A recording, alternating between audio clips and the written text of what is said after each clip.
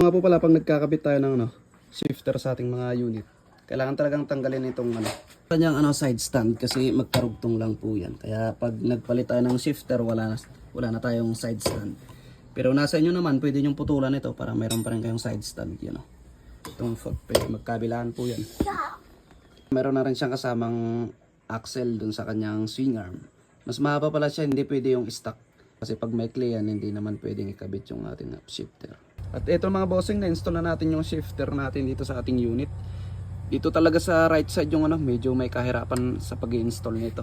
Kailangan talaga ng diskarte.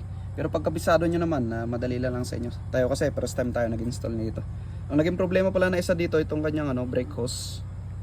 Masyadong mahaba kasi umurong na ito, matras. Lumabas siya, dati ito yung position niya nandun sa loob. Kaya ito, papalitan po natin ng mas maikling brake hose yan. Para sakto lang yung ganyan niya, para mas malinis bang tignan. Yan. Tapos ito putol tayo dito sa yung brake hose na yan papunta dito sa kanyang reservoir. Kasi masyadong siya, mahaba. Mababaloktot rin siya. Tapos napipit-pit. Kaya yun pinutulan natin siya. So okay naman yung pagkaka-install natin. Tapos dito, kailangan nyo lang mag-bleed dito mga bossing. Dito. Pag nagtanggal kasi kayo dito, nagpaluwag kayo. Yung position kasi nitong brake hose natin, pag ganun siya. Ngayon, linipat natin dito, inikot natin na ganyan.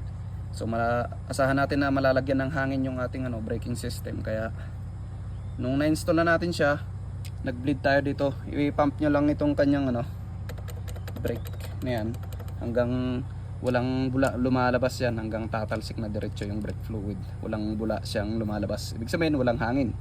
Pero kailangan yung lagyan ng basahan dyan para hindi malulusaw yung pintura nyo pag natalsikan ng brake fluid.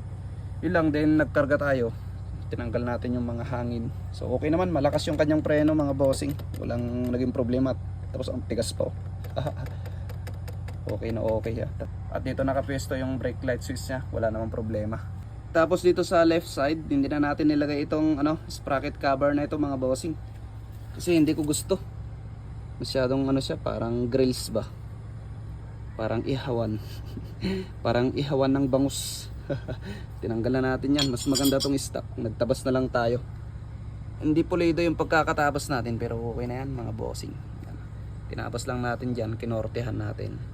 So to, dudublehin natin, ikokorte ito. Nilagay lang kasi natin yan para pagbasihan natin. Yun. Tapos itong angkasan, dito po siya. So asahan natin yan, magkatapat siya dito sa apakan natin. Asahan natin natatama yung paa ng gobyerno natin doon sa ating paa. Kaya for aesthetic looks only yan. Wala naman tayong inaangkas eh. Ganyan na lang yan, aesthetic looks. Yan. Pero may nabibili namang bracket dito, soon magkakabit tayo yung nandito. Lagayan ng footrest. Tapos dito siyempre nilagay pa rin natin yung exhaust pipe bracket natin. Mas pogi kasi siya mga bossing pag mayroong exhaust pipe bracket na ganyan. Ayaw ko kasi yung diretso lang na parang tubo, mas maganda to. Tapos ganyan yung passenger footrest. So ganda na siya mga boss. Diba? Mas maganda ng tignan kaysa naman dun sa dati. At yan mga bossing, sana makatulong sa mga nagbabalak mag-install ng half shifter sa kanilang mga unit. RCB MBR1 mga bossing, magkaparehas rin lang yung kanyang design. Pero lang dun sa mga dun sa single shifter na yung pang GP talaga siya. Iba yung design nun mga bossing, iba ito. Ito kasi ay siya, half shifter lang. Ilang mga bossing, sana makatulong video na to. Ride safe po sa akin lahat. Peace out.